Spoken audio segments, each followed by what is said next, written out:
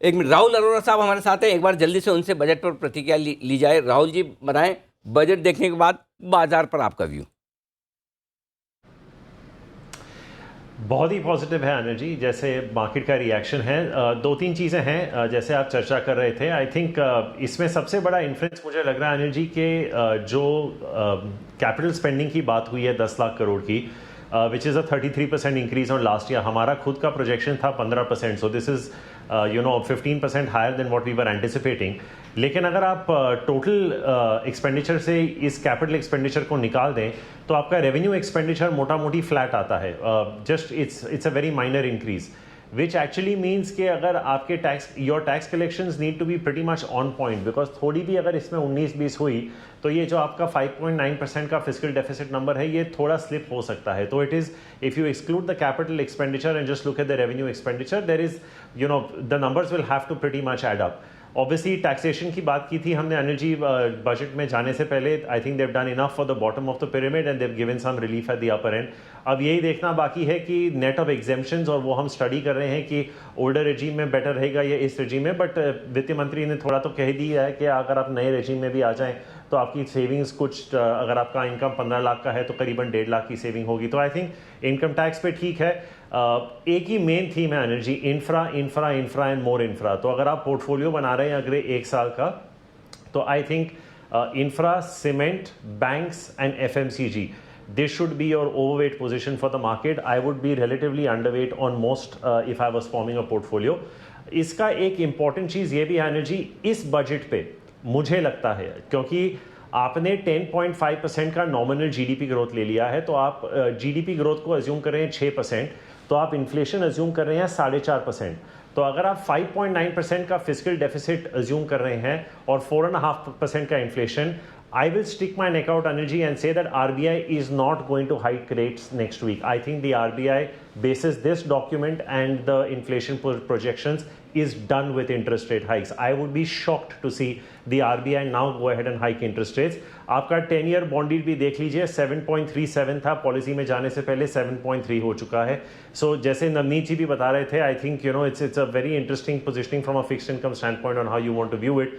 But all thumbs up. एक ही clarification देना चाहूँगा अनिल जी आपके व्यूअर्स के लिए, क्योंकि आईटीसी पे बात हुई थी और मैं आईटीसी को ट्रैक करता हूँ। ये जो 16% की जो रेट हाइक की बात हुई है टैक्सेस की, this is not applicable to ITCs complete portfolio. I think your viewers need to understand that this is just on a section of the portfolio where we believe that there is reasonable amount of pricing power. So I think that needs to be put into context. This is not a blanket 16% rate hike on ITC's products. It is on select products where they reasonably have good pricing power. So I think infra, personal income tax, and the fact that you had no mention of LTCG.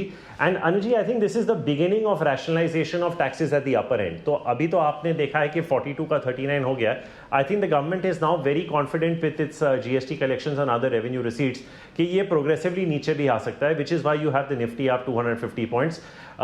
You could not have gone into a Fed meeting stronger and into an RBI policy stronger. I think जानन जी, जैसे मैंने आपको बताया था budget से पहले, 10 फरवरी को Nifty या तो 17,000 होगा या 18,500 होगा। आई थिंक अभी प्रोबेबिलिटी 9 दिन के बाद 18,500 की मुझे काफ़ी हद तक it looks like a very realistic probability. Okay. And the 4 sectors I would be very overweight on would be infra, cement, banks and FMCG. Rahul ji बताइए आपकी टॉपिक्स। अनिल जी, टॉपिक्स मैं बता दूंगा, उससे पहले मैं आई थिंक आपके एक गेस्ट ने एक ऑब्जर्वेशन किया था कि अगर आपके पास ज़्यादा पैसे हों तो आप ज़्यादा साबुन नहीं खरीदेंगे, ज़्यादा मैगी नहीं खाएंगे। लेकिन एक चीज़ होती है अनिल जी, आप प्रीमियमाइज करने की क्षमता ज़्यादा हो जाती है। तो if you can actually move up the value chain, and उससे भी कंपनीज का बेनिफिट होता है। तो it's not just always about volume growth, there is a premiumisation story also. लेकिन जैसे मैंने आपको कहा, मैंने आपको 4 सेक्टर्स दिए थे जहाँ पे मैं ओवरवेट हूँ। इनमें मैं आपको एक एक नाम दे देता हूँ। सीमेंट में I would go with UltraTech, banks I would go with bank of Baroda, infrastructure I would go with PNC infra, and FMCG I would probably go consumer discretionary energy. I will say Westlife Development, which is McDonald's.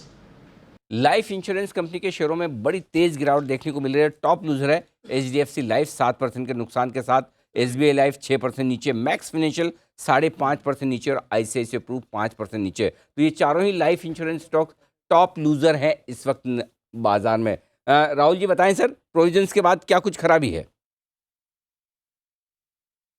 Anil ji, मैं actually ये इसका जिक्र करने ही वाला था और आपने पूछ लिया। Thank you very much for asking this question. आप तीन तीन स्टॉक्स पूछ रहे थे। आई थिंक जब अच्छी कंपनियां आपको अच्छे दामों पे मिलती हैं आपको ले लेना चाहिए। आपको याद होगा जब dividend distribution tax also when it move from the company to the shareholder, there was a negative pushback, but I think what the government is trying to do with insurance policies in India, in insurance penetration, ये सारे companies जो हैं वो आपको 20 से 25% का VNB margin देते हैं। इनमें से ऑलमोस्ट 18 से 16 to 18% रिटर्न ऑन इक्विटी और रिटर्न ऑन एम्बेडेड वैल्यू है। I would just be a blind buyer in all of these. There was एक ट्रिगर चाहिए था इन स्टॉक्स को गिरने के लिए। Please understand, Anil ji, this is not on all policies. This is only on policies for premium above 5 lakhs. So there is a bit of a quid pro quo. आपने, there are not too many people in India who will be paying that kind of premium any which ways. तो आपने एक तरफ से कहीं से एक tax relief दे दिया सरचार्ज पे और कहीं पे आपने निकाल दिया क्योंकि आपको पता है उन्हीं के पास इंश्योरेंस पॉलिसी ज़्यादा होंगी। So I think net it's nothing too much to worry about. I think the people who it affects will easily absorb this, but I think the franchises are fantastic. आपको याद होगा अनिल जी, कुछ 18 महीने पहले जब HDFC life का जो संचय प्लान आया था, क्या धुआंधार सक्सेस हुई थी उस पॉलिसी की। So I think all of these four are fantastic franchises. कभी कभी एक करेक्शन की ज़रूरत होती है। मैं एक और उदाहरण दे सकता हूँ डिक्सन टेक्नोलॉजीज़ का, जिसके रिजल्ट्स 2-3 दिन पहले आए थे।